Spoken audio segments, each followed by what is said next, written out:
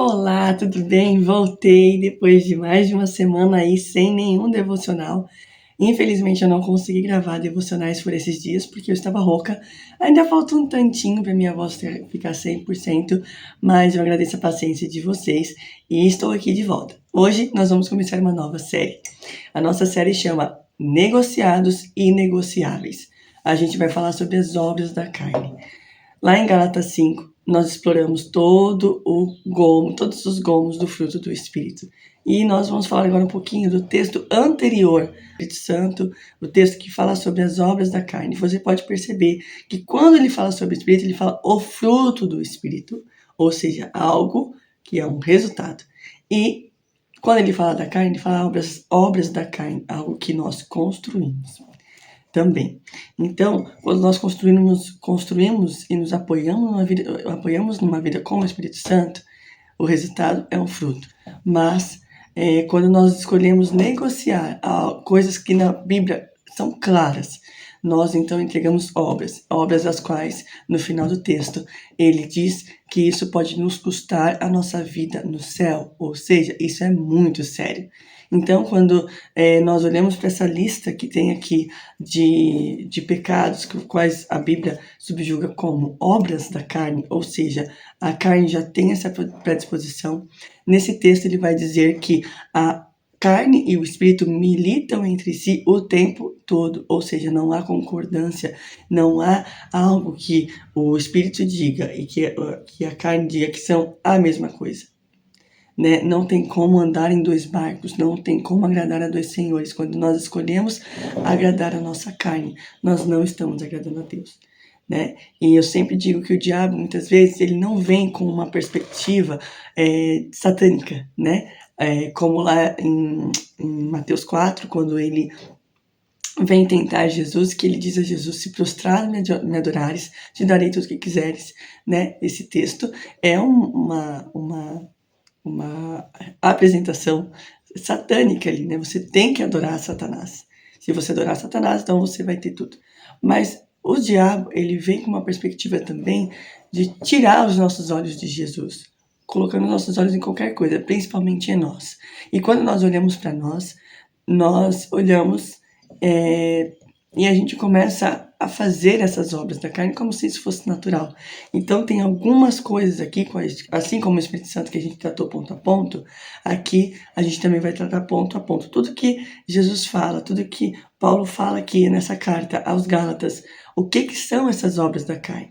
Quais são esses limites? O que são coisas que nos tiram, que podem nos impedir de chegar ao céu? Né? Então é óbvio que a nossa passagem para o céu é a salvação, mas se nós somos salvos, essas obras elas não podem pertencer a nós, são obras das trevas, e aquele que é guiado pelo Espírito segundo essa palavra, ele vive no Espírito, e viver no Espírito é muito diferente de viver pela carne. Se nós dizemos que nós amamos Jesus, que nós entregamos a nossa vida para Jesus, e que nós não queremos entregar essas obras, nós então estamos vivendo uma vida dupla. E viver uma vida dupla não agrada ao Senhor. Viver uma vida dupla chega um momento que nós vamos ter que fazer uma escolha. E se nós estamos diariamente escolhendo essas obras da carne, nós já fizemos uma escolha. Diferente de quando você aceita Jesus e que Jesus começa a transformar a sua vida. Hoje estou só no chazinho, gente. E quando Jesus começa a transformar a nossa vida, e aos poucos, algumas coisas acontecem imediatamente. Nós chegamos e falamos: isso eu sei que não agrada a Deus, eu não posso fazer mais. Mas tem algumas coisinhas, alguns ruídozinhos, algumas sujeirinhas que ao longo da nossa caminhada nós vamos deixando. Até que nós entregamos completamente e começamos a caminhar completamente pelo Espírito. Então, são escolhas que nós fazemos diariamente. Então, essas obras da carne que a Bíblia vai dizer aqui, imoralidade sexual, ira, embriaguez, tantas outras coisas que nós vamos tratar aqui, nós vamos olhar e vamos dizer: hoje eu escolho fazer isso. Hoje eu escolho não fazer isso. Então, quando nós olhamos e começamos a andar conforme o Espírito, todos aqueles gomos nós vamos consumir todos os dias. E não quer dizer que nós não vamos ter dificuldade de consumi-los. Tem dias que nós vamos ter dificuldade de ter paciência. Tem dias que nós vamos ter dificuldade de amar. Tem dias que nós vamos ter dificuldade de ser longânimo, de não cair no pecado da ira, né?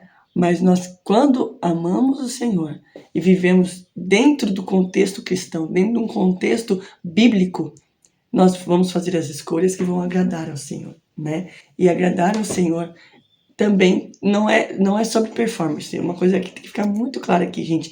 Não é sobre performance. Não é o jeito que você faz, não é o jeito que você canta, não é o jeito que você toca um instrumento, não é o jeito que você dança. Não é a performance. É a decisão de entregar a sua vida para Jesus por completo. O nosso passaporte para o céu, que nos conduz à salvação, é Jesus.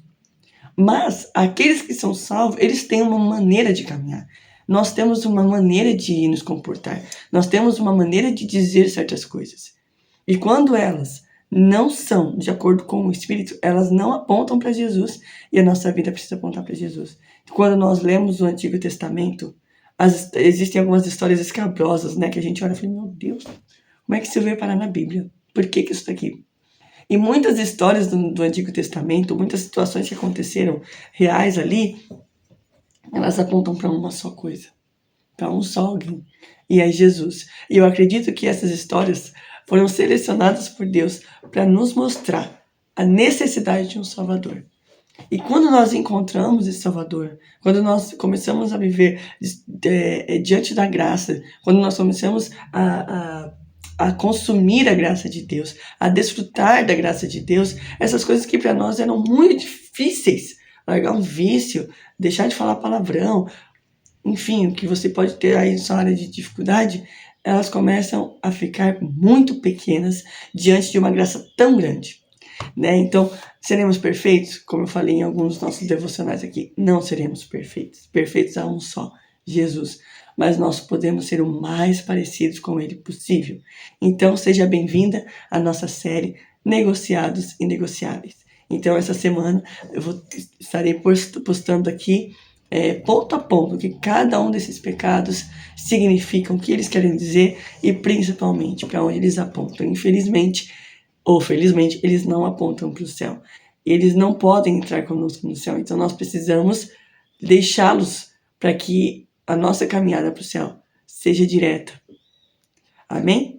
Deus abençoe e que em nome de Jesus nós não venhamos negociar aquilo que Jesus já pagou o preço por nós. Nós não precisamos viver diante da escravidão do pecado.